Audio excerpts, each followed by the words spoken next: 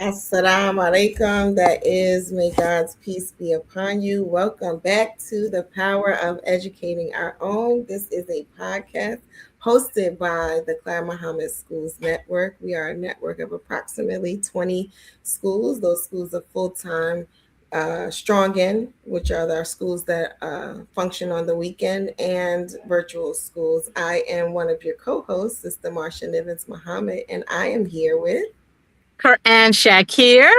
And Patricia Salahuddin. Welcome.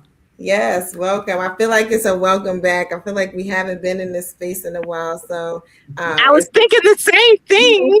I was like, I don't think I've done this in a while, but it's always nice to be back, especially to share the screen with my co-hosts and just honor the work that we're doing as a community, making sure that we have all the things that we need collectively to thrive. And so it's a pleasure to be amongst some committed believers, and to that, I'll we can pretty much jump right into what we're going to be discussing today. So today, we have a special guest with us. Her name is Sister Yakudala Ibrahim, and we are going to be talking about preparation in terms of like nutrition for Ramadan. So we're like 60 days or so out. I've seen people like posting things. We may just be right under the 60-day mark, right? And so, um, what does that look like? What does it look like prepping for that? What do we do in terms of nutrition and meals and, getting ready for it? I know some of us kind of just jump right into it and get it going, and others of us kind of walk into it smoothly with a plan. And so we're gonna talk to an expert today, right? To give us some best practices so we don't just jump in hurting ourselves, especially thinking we've been doing this for so long. But I'm sure that our dear sister has some best practices for us. So I'm just gonna bring her right on to the screen. Assalamu alaikum, Sister Yakudallah. Welcome. Walaikum salam, everyone. Good evening. Thank you for Good having me. evening. Thank you for being with us. Yeah, so tell us about yourself, right? Our viewers who are watching us from all over the place, some may know you, some may not. Tell us who you are Okay, and cool. what you do. All right, awesome. Assalamu alaikum, everyone. Good evening. I'm Yakutala Ibrahim Muhammad, registered dietitian nutritionist in Atlanta, Georgia. I've been practicing since 2007. So yeah, alhamdulillah. It's an honor to be with you this evening. I love nutrition. I love conversation. I love inspiring others to be healthy. I look forward to sharing with you this evening. Thank you for that. And so nutrition, right? Like, so I look at a lot of stuff. I don't say watch, but maybe I guess I watch it too, right? I look at a lot of stuff online as it relates to nutrition. Like I just started trying to do the little juicing thing. I made some juice last night. I made apple, celery, and ginger. It was good. Mm. It was good. I'm like baby stepping myself into it. So kind of tell us how you started, like how the love for nutrition started for you. So that's a good question. I moved here from Michigan in 1993. So went to school here, went to North Atlanta. I went to Darnur for elementary, and then I went to North Atlanta for high school and Georgia State for college. And that's where I was introduced to nutrition. Um, I I loved being able to connect with people through nutrition, through food, through the conversation, right? Through being able to taste, uh, and smell and feel different foods and being able to connect with it, right? Looking at the power of food and how it connects us in different ways on life, culture, community. If you think about it, everything we do is tends to be centered around food. If you haven't even at the masjid, there's going to be food. If you have a meeting, there's going to be food. If you Yes. travel, you're going to experience different food. So it's always a great way to explore cultures, type of conversations, and being able to meet people, where they are and learn about them. So, alhamdulillah. Nice. And so as we talk about, preparation for Ramadan, uh, I'm just curious to know, like, what could we or should we be doing different, right? It feels like, okay, Ramadan is coming. We know that we're going to be fasting. Today I'm eating, tomorrow I'm not. Isn't it that simple? You would think, yes, right? Um, and a lot of people tend to, hey, come in the mindset, I've been doing this for, 30 plus years. Some people have been doing this for a very long time. Um, and, to me, I find every Ramadan is different. And I find it, important. Yes, we've been doing this for a while, um, but our bodies change, situations change, and we really, not just food, but really looking at what how do we want our Ramadan to be different from last Ramadan, right? What are some of the goals that we're setting for ourselves? What does the intention look like, right? And all this is before Ramadan. You don't want to wait till the night before, or they sight the moon and you're like, oh my God, Ramadan's tomorrow. That's how some of us get into it, right? And we're like, oh man, I don't have any dates. I don't have any. I don't have any. Oh my God, I need to go grocery shopping, right? So you really want to kind of think about how do you ease yourself into Ramadan stress free? How do you plan accordingly ahead of time so you're not freaking out? We got kids in school, we got schedules. Now all of a sudden we're not eating during the daytime. So you really want to try to prepare yourself, and we're what, less than 2 months out. So wrap your mind around that for a minute. Really think about it, right? I was seeing, I know here in Atlanta, there's a brother that does dates out of California. His name is Sam Cobb, and everybody gets on the Sam Cobb. Oh my God, we got to get our date. Something like, yeah, okay. I haven't seen that yet. I'm sure it's coming. But the point and purpose is to make sure that you're preparing your space, preparing your home, preparing your intentions. It's not just about what I'm gonna eat.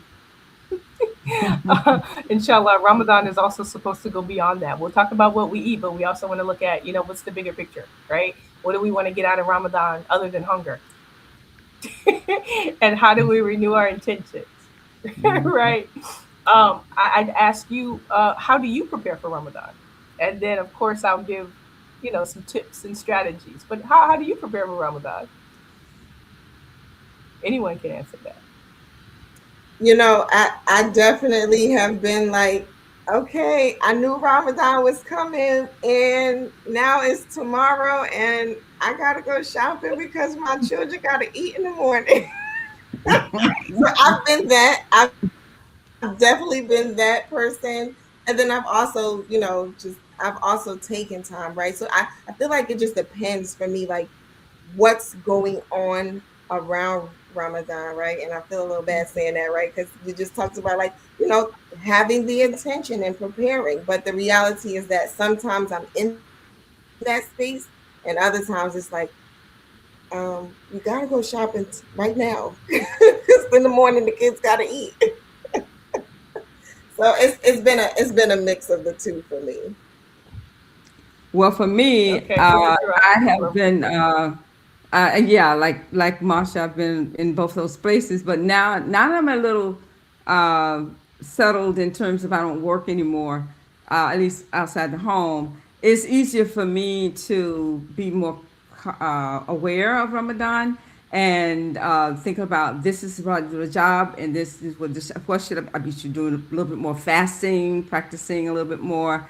And so when I'm fasting in the month of Rajab and Shalban, I'm being, I'm preparing myself. So I have some food and, the types of food in the house that I need to have and have a routine for myself. So it helps a lot. And plus, when actually Ramadan comes and you're dealing with the iftars and at the masjid, you got to think about how you're going to handle that. And then the family, we like to prepare iftar for the family. I mean, the family like to prepare Ramadan, and I have to get them organized and say, okay, this is what we're going to do, and this is when we're going to do it. And so, yeah, it's pre thinking more now these days than it used to be. Mhm. So, Absolutely. And then Absolutely. for us, I think it's because we have so many children in our family and it's multi generational. We look at the preparation for Ramadan as more than just the fast itself, but how are we going to decorate our homes? And we all think about, are we going to have a theme this year? And we have family meetings during Ramadan. So who's going to host the first family meeting and all of that? But we also talk about diet and nutrition, which is what we're going to talk about tonight. And Dr. Patricia, I'm glad you mentioned that we're in the month of Rajab. And so in this time, now we're looking at who has what days to make up before Ramadan starts. And that's a conversation that we have in our family, just in our own preparation, and then for community iftars to decide if we're which day we want to do it at the masjid and which days we want to do it at our home for our own iftars. Because when we do our family iftars, we have between 40 and 50 of us alone. So just to plan that takes that planning for Ramadan. Right. I love it. I love it. Um, a lot of it is also looking, how you can plant, how you can uh, really kind of sow the seed in preparation for Ramadan. I think it's important to also remind ourselves as we prepare the importance of making up those fasts, right? Or fasting a few days before Ramadan to get you prepared. Because a lot of times, we say, oh my God, Ramadan's tomorrow, we start fasting. This is the first time you done fasted in a year. If you're not doing the white nights or you're not doing, Mondays and Thursdays, then now you're back into Ramadan and now your body's adjusting. So why not do it a little bit earlier? Recognize, yes, I may have some fasts to make up. This is a great opportunity to actually prepare your mind and body as you approach Ramadan. So if you have some days to make up, or you say, hey, this is a great time to at least start preparing my body and maybe do Monday and Thursday in preparation for Ramadan. So that's not your first time fasting in a year. um, and then maybe you have your sister friends who can fast with you and you guys get together and break fast and things like that. I know last year we did a session. I think I mentioned this earlier for International League of Muslim Women out of Philadelphia, and we were talking about how some of the sisters they're very involved in the masjid, right? So they're there a lot of the nights and they're doing iftar and things like that. But you also want to look at what are you getting out of it as far as like how are you honing in? How are you zoning into what you want to get out of Ramadan? It's great to be in community. It's great to be, getting those blessings. But also, what are you getting out of Ramadan spiritually, right? And how are you kind of honing on or going within, if you will? We have our family meeting for Ramadan right before Ramadan. This year it's January 15th. So we actually sit, we talk about, okay, what day are we hosting? What day are we going to host at the masjid? So we have like two iftars that we know we're going to do. And then it's more like keep it really simple at home because you have to also look at your intentions. And a lot of times, what we try to do is eat at home and then go to the masjid for prayer. Hmm. So it's a very simple iftar. You break fast, you have something very simple, and then you're like, oh wow, it's almost time for Isha.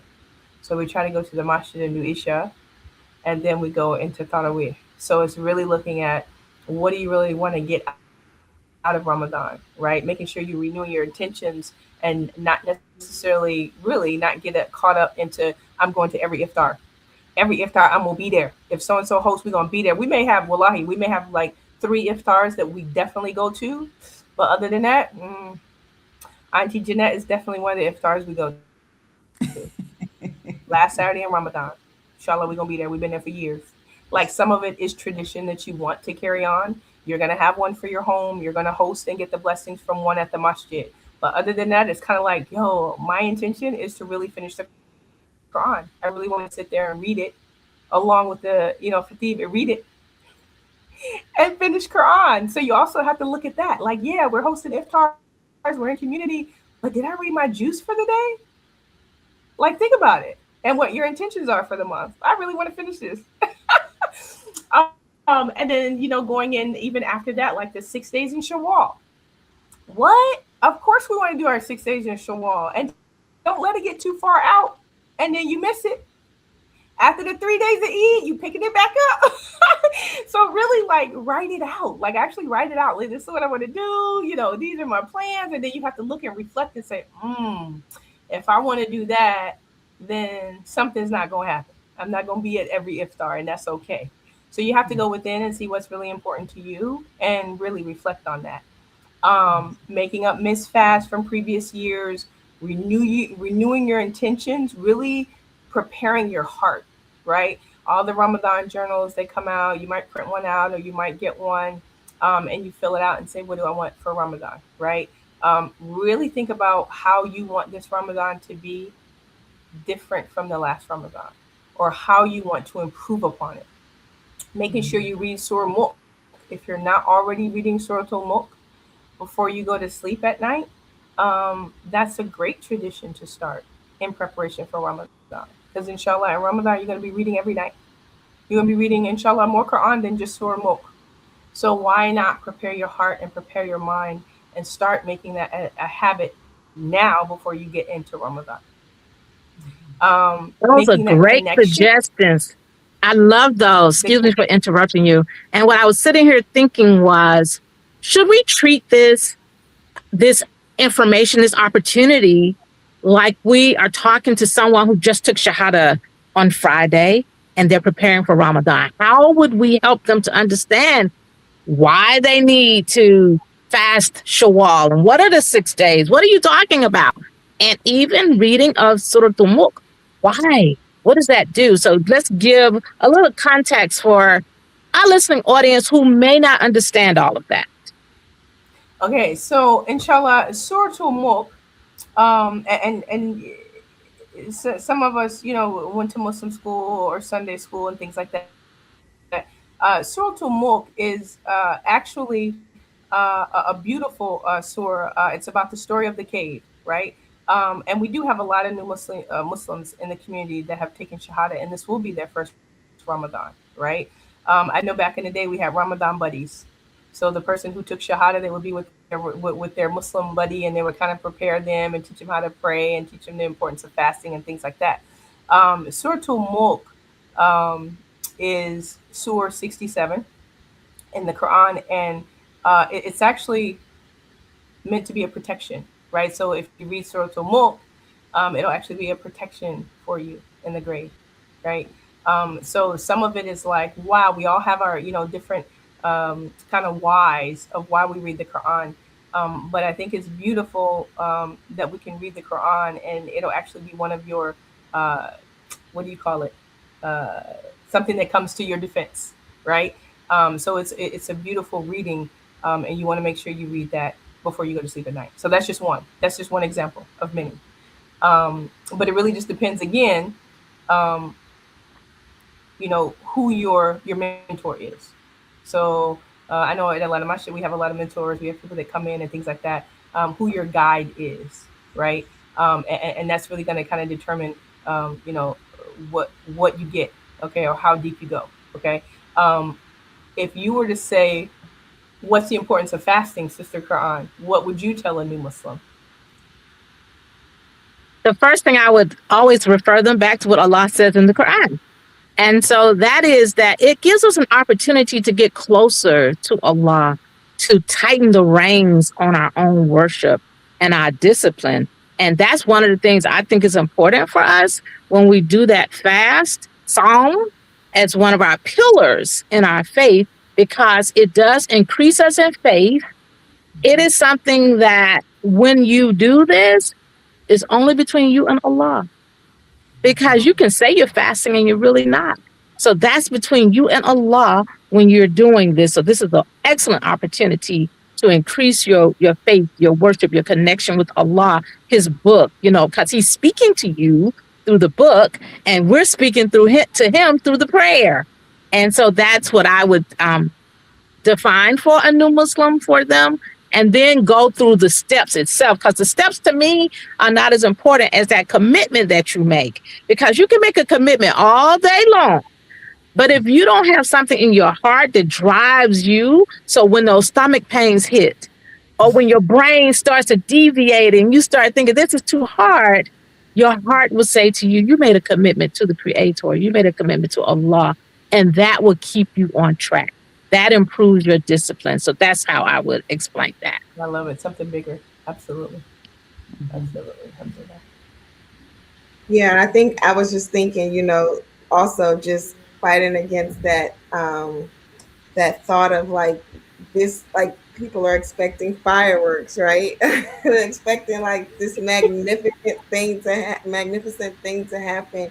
The birds are gonna start descending from all of that stuff, right? Because it's like, oh, it's Ramadan, and they're like expecting like amazement. It's like, yeah, I'm actually hungry. You're right. So it's sort of creating purpose in your explanation for people so that they get past that stuff, right? Because those are the glory, uh, I guess, tales that we. I don't want to say tales like it's not true, but like people have these stories, and everybody doesn't have those. Oh, the sky opened up stories. Yeah. So Well, I'm curious. I'm always reminded. Yeah. Oh, go ahead. No, no, no. No, I was Yeah. gonna say Go I'm ahead. always Say what you're gonna reminded that I was taught when you fast, inshallah, on the day of judgment, you're gonna have your own door that you can go through to get to paradise. mhm, And I was just like, how amazing is that? mhm, So it's like, that connection that you get. I'm like, everybody has their own connection, everybody has their own experience, their own stories. mhm, But I'm just thinking about like, the connections that I get, and I'm like, wow, that's so amazing. And to be able to believe that, right?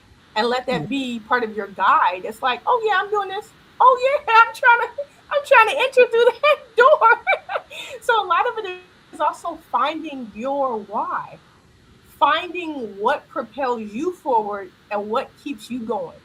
Because yeah, you're gonna be hungry, but you have mhm. to understand that the fast is it's you're supposed to get more out of it than just hunger, right? Right. So inshallah, every Ramadan you get better, right? You get a little better and a little better, and you're like, okay, yes, hunger, but you realize the reward that you're going to reap. You realize the closeness, inshallah, that you'll get, to Allah. The more you fast, inshallah. So you pray for this, and we pray every year, oh Allah, allow us to reach Ramadan again. But you Right. pray for it and you get there. So now what you gonna do with it? Like really think about it. And how are you going to make it better than the last, So I think it's important to really think about that, um, get together with your sister friends, right? And think about, how is it going to be different. Some people say, hey, this Ramadan, inshallah, I'm going to make Umrah. I'm going to try to do Umrah in the last 10 days, right? That's a whole nother level. Because now you fasting and you're in a different country and you're doing Umrah and the heat and everything else, like that's the next level. So you really have to really renew your intentions and say, what am I ready for? What do I want Allah to prepare me for? Right? And again, going back to those intentions. So I wanted to say, go back to that new Muslim because I think there's some things that if this is their first Ramadan and if this is the first time they're fasting, the body does things that the body may surprise you with some things, some behaviors that you're not familiar with and that you're not used to when you are fasting. So one of the things the body may do is that you may get a headache. You may have headaches from not eating or not eating. I mean, not eating or drinking. You also may get angry easier. Your temper may flare a little faster when you're not eating than it does when you are. So you may become irritated at people and things.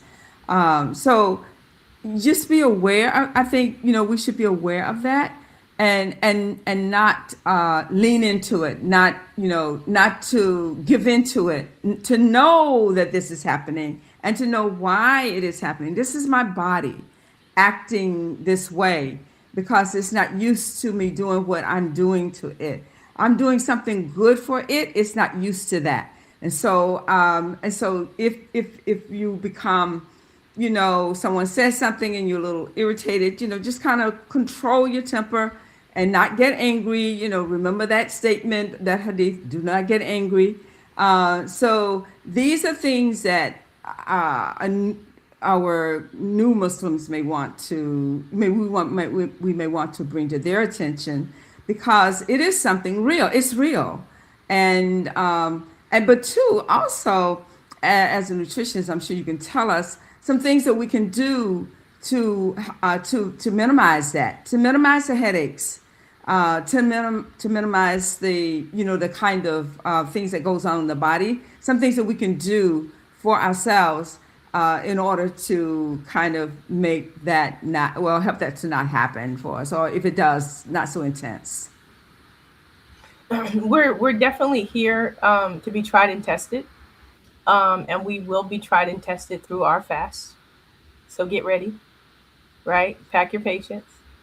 I think it's also important to realize that the reason that we say fast before Ramadan is to prepare you for this. So then when you start fasting, you're not like, oh my God, I got a headache. Because you've already fasted, you've started to fast so you can experience, some of this before Ramadan. Like, think about it.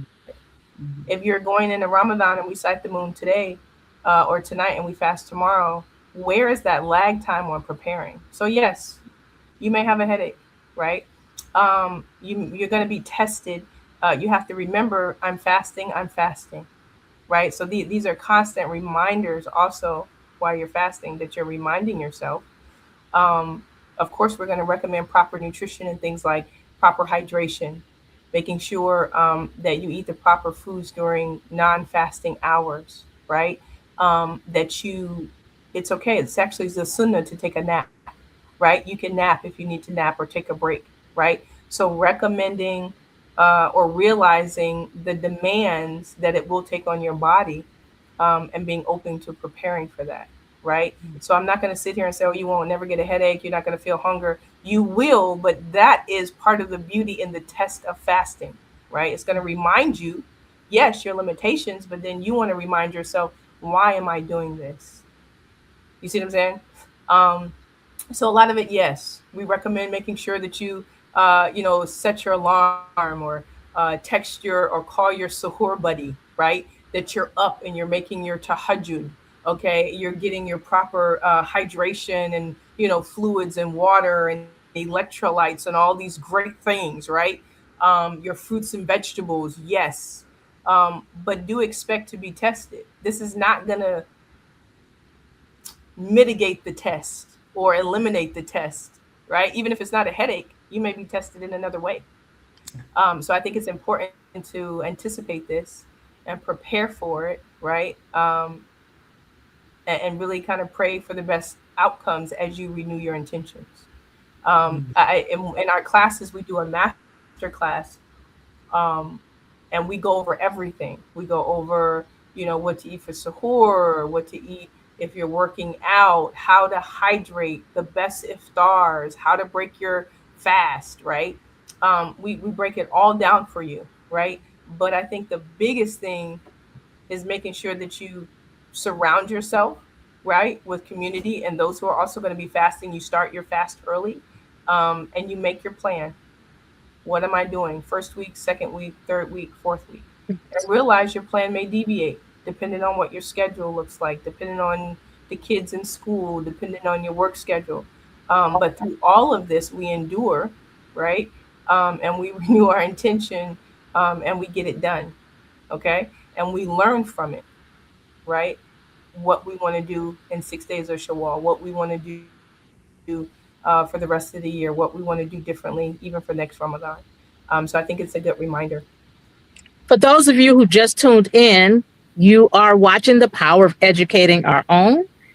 the Clara Muhammad School Network, and we have with us today a wonderful nutritionist, Sister Yakutullah Ibrahim Muhammad, who's giving us some great advice about preparing for Ramadan.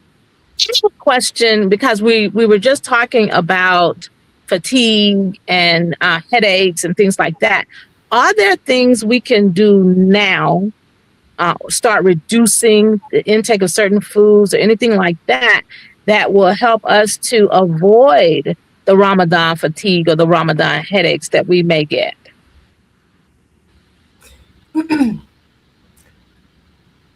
A lot of us are dehydrated. I'll start with that, right? So we may drink a lot of coffee, but not necessarily enough fluids like water, herbal teas, things like that.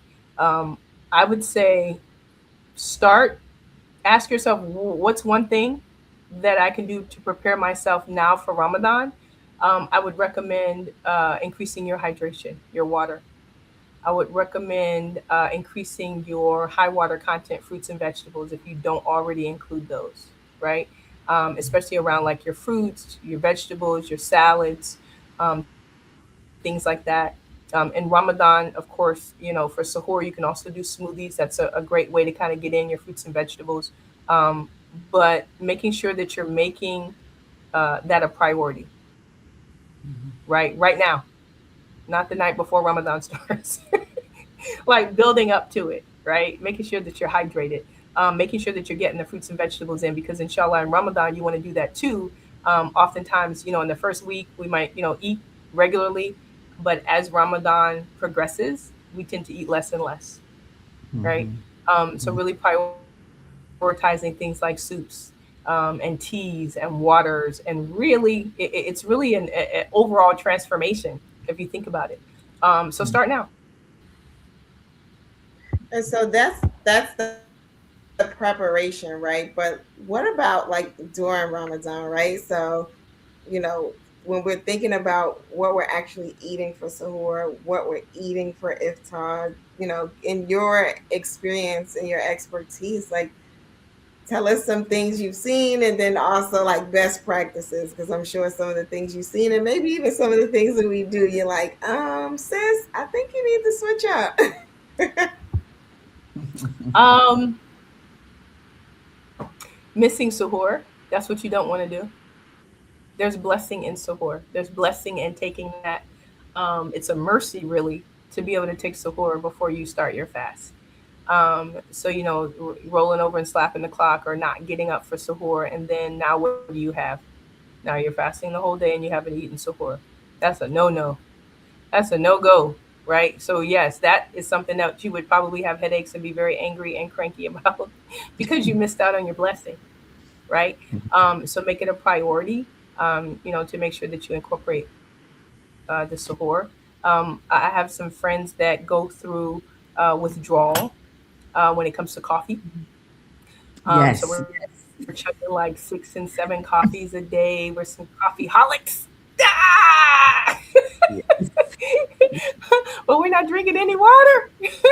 So now you're Ramadan, you're not drinking anything, and you're like, yo, I can't get my coffee.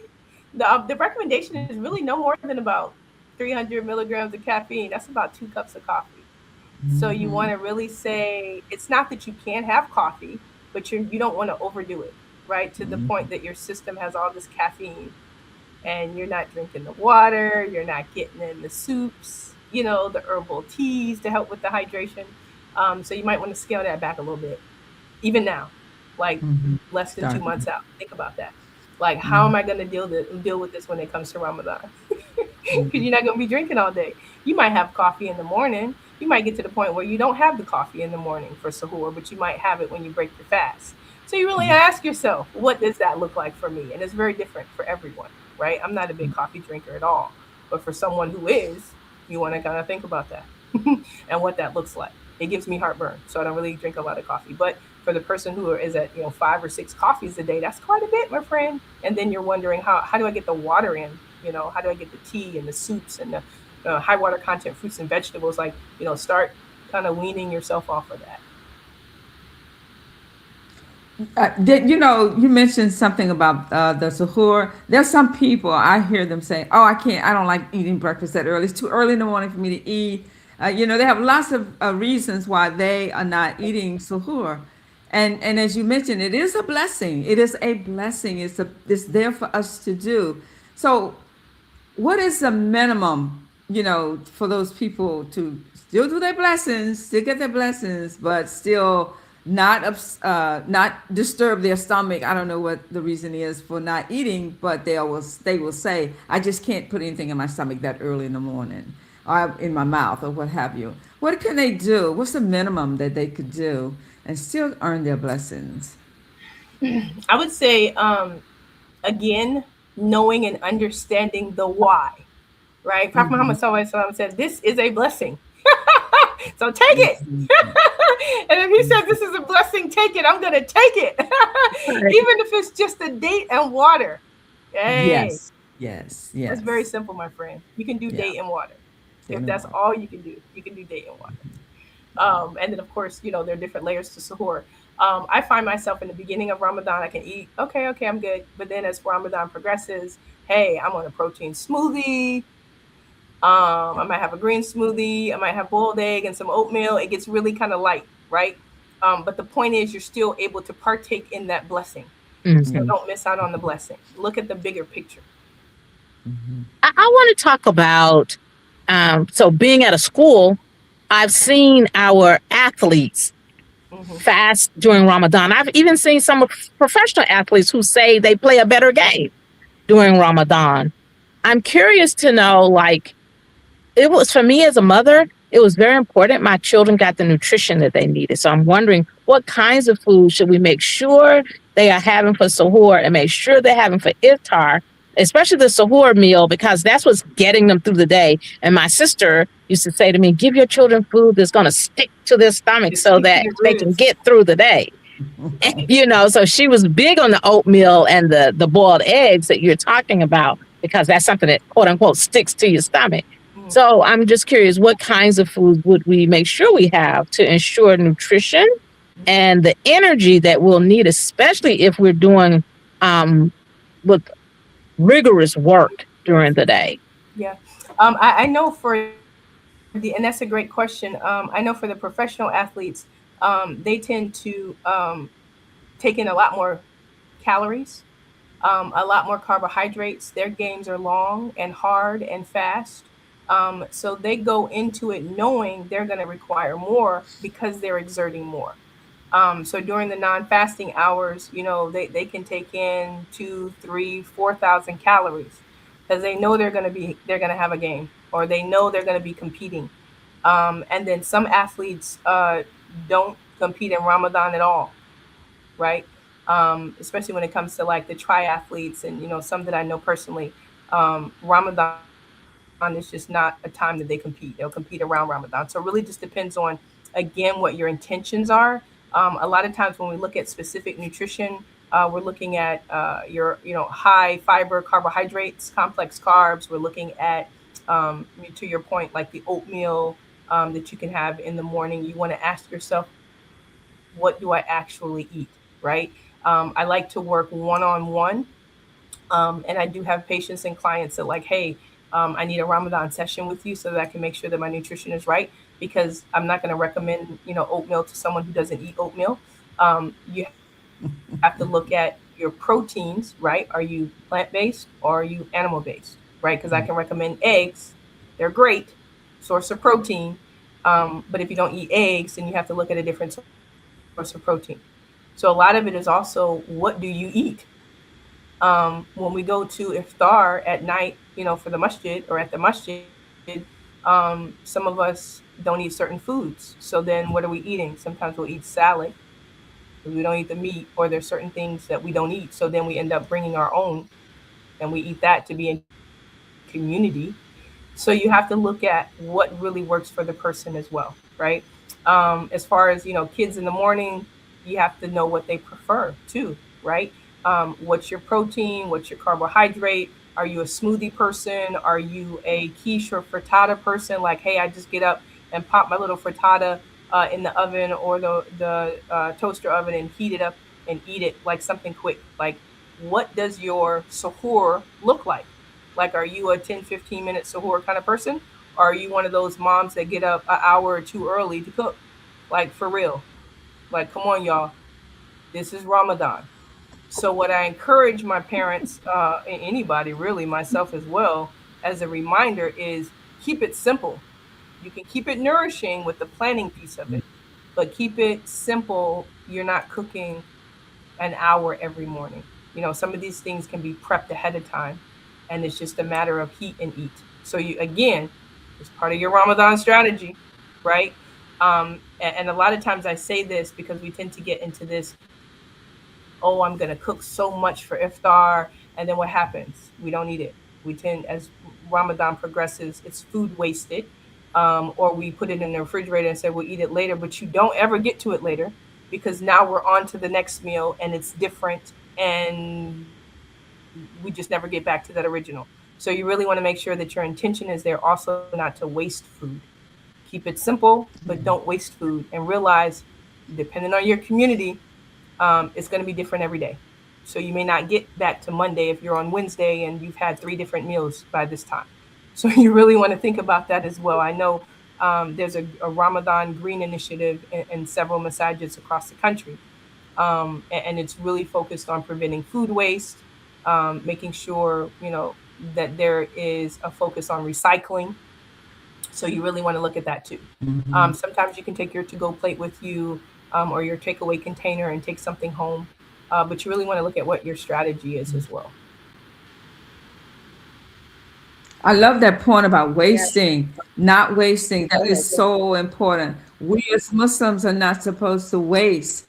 And so we remind ourselves that here we are during the month of Ramadan, we're fasting and then we waste food. And we're supposed to be fasting to remind ourselves of how other people feel when they don't have access to food, not because they're fasting, because they just don't have access to food. So here we are wasting. So I thank you so much for reminding us about the waste, and us, those of us who are volunteering at the masjid, we too have to be concerned about how much food we're preparing, or how much food, what we're doing with the food that's not used. How do we recycle? How do we save? Because wasting is not acceptable. Thank you for reminding us of that.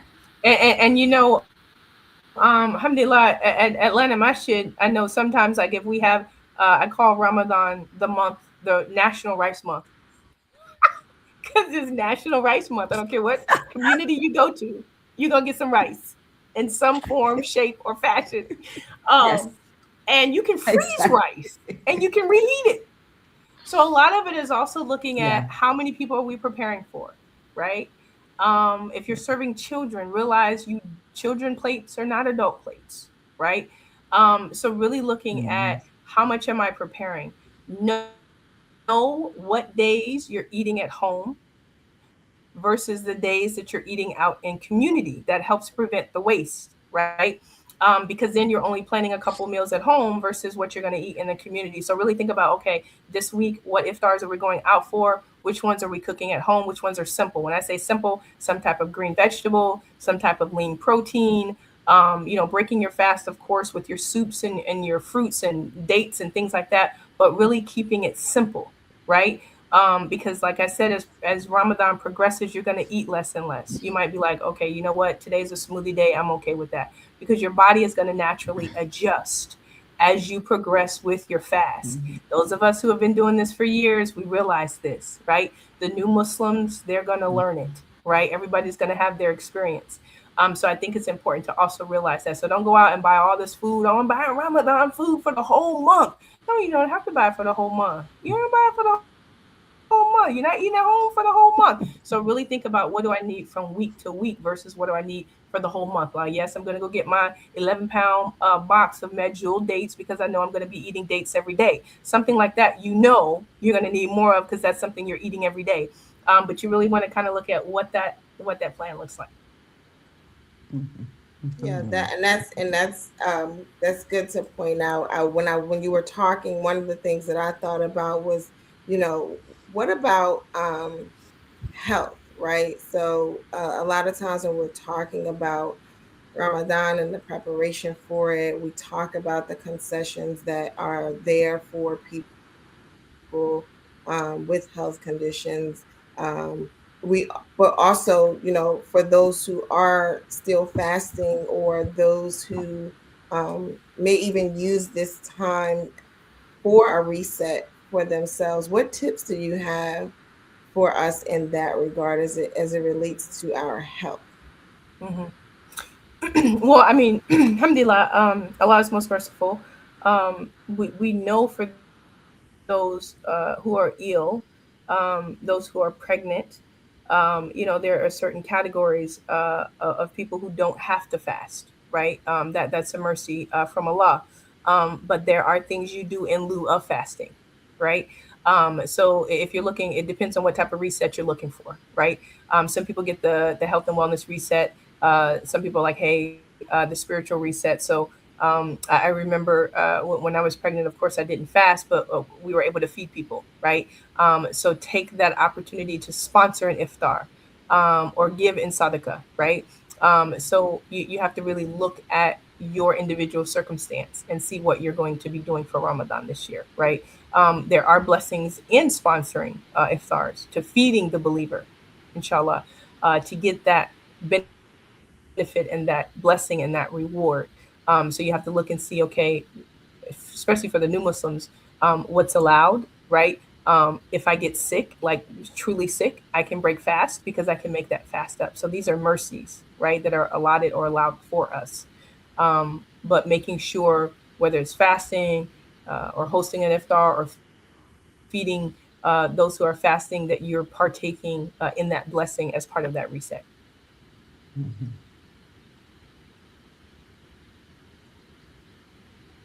Sorry about that. I put myself on mute. And then what about fasting in different stages of your life? I'm wondering like how that changes and the nutrition that we do or don't need, right? So I'm in the perimenopausal girls club, right? Like right now I'm having a hot flash as I'm talking to you. And And so I'm are you just still with us, sis? You still listen. with us? I'm here. I'm here. If I do this, it's just because it's sweating a little bit, but I'm here. Okay. If I start, glowing, just keep it moving. Alhamdulillah. Alhamdulillah. But I was just wondering, as we, particularly I guess for women, but I'm sure there's some variation of it for men. Like when we're thinking about nutrition and Ramadan, or even nutrition just within itself, and those stages of life that we're progressing through, how do things change in terms of what we need to be thinking about having versus not having? And it just really depends on what stage of life you're going through, right? So a lot of it, where are you? Um, if you're nursing, is very different than if you're perimenopausal, right? Um, it really, if you're elderly, at certain stages, even with that, you're not required to fast, right? So and some elders, and I know from experience, my mom, bless her heart, alhamdulillah, she'll be 85 in January, um, and she still insists on fasting. But there's been instances where she has had to break her fast. She's 85. And we always remind her, hey, Umi, you don't have to fast, but she been fasting, so she gonna fast. So you have to really look at where are we, um, renewing our intentions, knowing what Allah allows, right? And knowing, yes, we will be tested, right? So it really just depends on specifics and the person and what they're experiencing. That It's is so. funny. I mentioned this. Some people also encourage their children to fast, right? And there are levels and states where, yes, alhamdulillah, we'll encourage the kids to fast, but realizing that, at the very young ages, it's more of an encouragement, it's more of an introduction, right? It's not something that we have to force. So really, again, looking at what stage we're at. With the children, at one of the one last Ramadan, our one of our Islamic studies teacher, she has younger children. She has one of her son is very very young.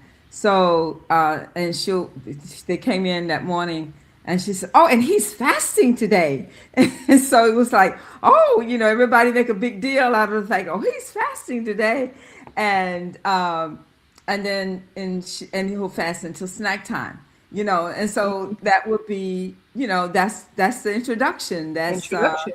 and everybody is excited and making, congratulating him for that, and so making him feel good about the fact that he fasts until Second.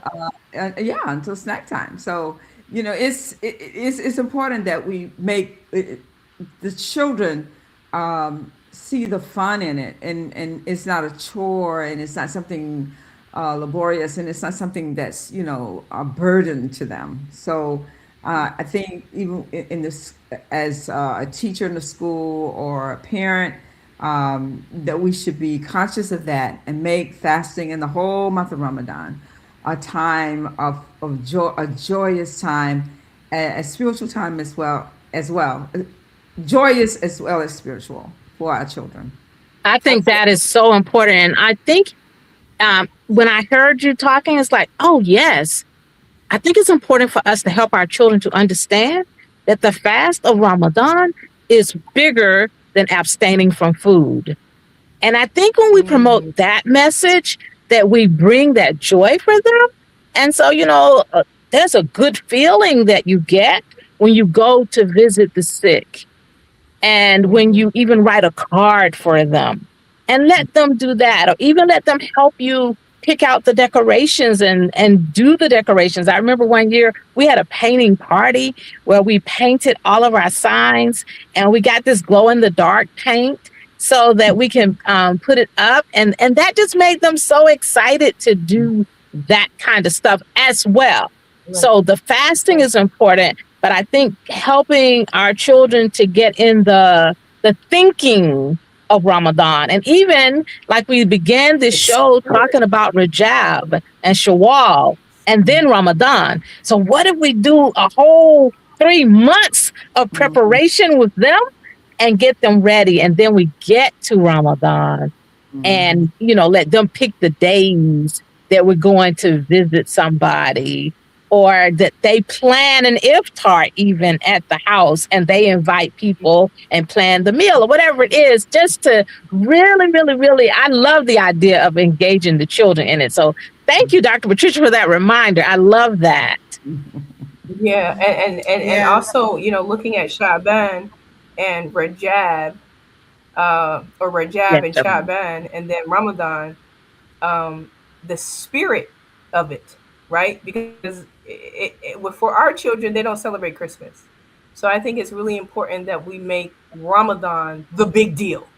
And it's okay to make Ramadan the big deal, to celebrate it, to break out the lights and the little trinket boxes and the celebratory everything. Ooh, Ramadan's coming, Ramadan, come, make it a big deal, right? So Yusuf, he likes Ramadan moon, right? So we get the Ramadan moon breaking out. So he knows, hey, Ramadan is coming, right? To prepare them, to prepare the spirit so that they can celebrate it. And there's nothing wrong with that. It's great. Why not? We're gonna celebrate, our holidays. Other people celebrate their holidays. But I think it's a great tradition, that we can instill early on, and why not? That's something that they're going to carry with them through the rest of their life. Yes, and a lot. Yeah, I agree. I agree. I was just thinking, one of the things that we started doing at our weekend school is the school hosts an iftar, and the children serve the food. And when I tell you that so last year was the first year that we did it, and they were very much committed to the task. Everybody wanted to put on the gloves and serve the meals, and they were with it. Right. They were with it. They were like, "This is our iftar, and we're gonna feed the people," and they did. And it was a beautiful thing to watch because oftentimes we as we see the children grow older and come into themselves, we're always concerned about how closely connected they'll stay to us in the Yeah. community, and Yeah. so they'll have those memories to go back Yes. to, and have those nostalgic moments where they're like, yeah, I need to just go to the masjid, and serve some plates because it feels good to recall that time when we were doing that as children. Yep. Alhamdulillah. Alhamdulillah. Yeah.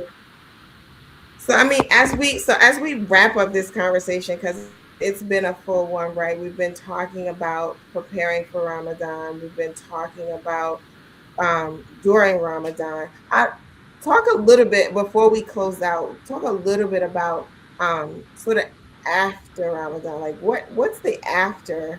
Is there a prep for the after? Is it like a weaning down? I don't know. I mean, most of us, I feel like we're like, Eid is here and yay, let's eat. She said, "Yay!"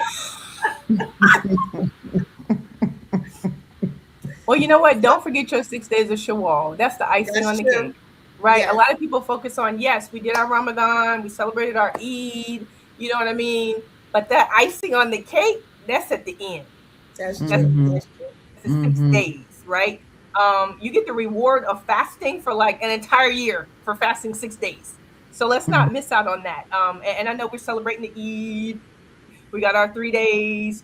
But after that, it's easier to start up and complete the 6 days than waiting a very long time and then saying, okay, now we got to get back into it because you're kind of far removed from it. So get it done as soon as like your 3 days of Eid is over. Get those 6 days done, alhamdulillah, and we're good, right? I think that would be my strategy, my reminder. Alhamdulillah.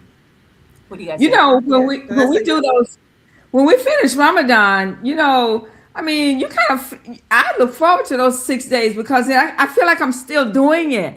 Because when you stop, it's like it's over.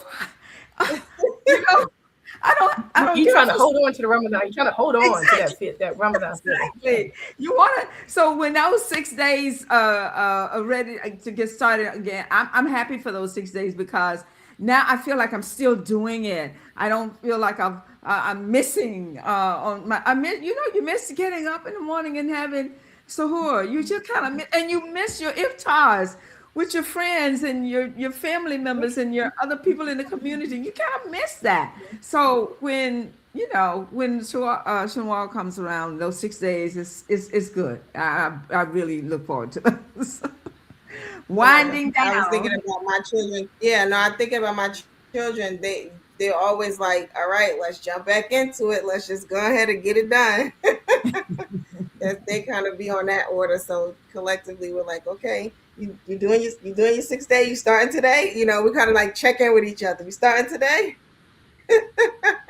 So yeah, no, And at this has least you're been a not doing it wonderful. alone. You're like, hey, yeah, I'm gonna get my buddies. I'm gonna do it with my family, or do it with my Yes, husband, and or do it with my friends, and we can still kind of come yes. over. Hey, potluck. Everybody bring something. We break fast. Like, hey, make it work. Yeah, no, that's good too. That's a good point too of doing it with other people, right? Because then it's kind of like, okay, she's still fasting over there, but the rest of us are doing are doing something else, and she just over there Right. starving herself still. But no, this has been a great conversation about prepping for Ramadan and best practices during Ramadan, and even what we should, all the things that we should be mindful about in terms of our intentions. Really, one of the things you mentioned about nutrition that stuck with me was hydrating. I drink water all day long, so I don't think I'm dehydrated, but who knows, right? But making sure that we're hydrated, and all of and just making sure that we have what we need to get started, and starting early so that it's a smooth transition. So we want to thank our guest, Sister Yakudala, for being with us today. Any last Yeah. words you want to share with us before we head out of here? I just pray that Allah allows us to reach another Ramadan, alhamdulillah, and allows us to get the best reward and the best experience out of it, and that He accepts it from us. I mean, I I mean, mean, you I have mean, been watching The Power of Educating Our Own. This is a podcast hosted by the Clara Muhammad Schools Network. And we are here every Sunday at 7 p.m. Eastern Standard Time. Until next week, Assalamu alaikum. May God's peace be with you. Have a great week. all right, you too. Assalamu Wa Alaikum. alaikum assalam.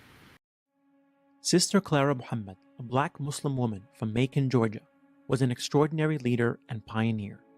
Her contributions, especially in the development of Islamic education in America, paved the way for thousands of Muslim families to take ownership of their children's future, starting at a time when homeschooling was illegal in the United States.